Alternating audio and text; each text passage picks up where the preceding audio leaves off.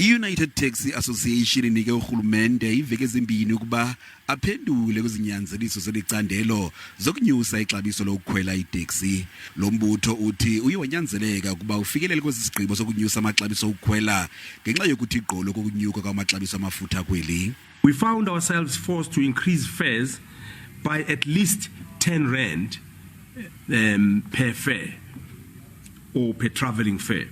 However, we're doing our very best to try and mitigate even that. As an option, we have not left out the possibility of a national shutdown. Lombutho uthi kuba urhulumente akaphenduli liza kuvalwa mba elilizwe. Our national structure, National Taxi Alliance and the government, 21 days to respond. If that doesn't happen, we will ask our national structure that we want to have a national shutdown, whereby we'll close the whole country.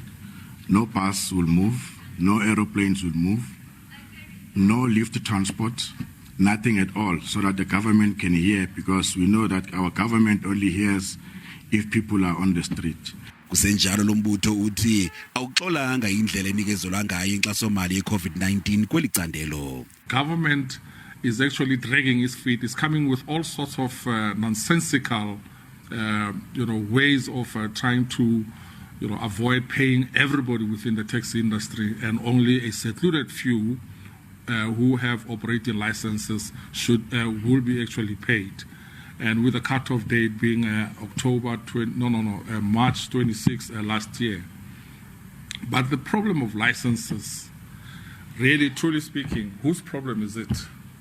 Is it the problem of the taxi industry, or is it the problem of government?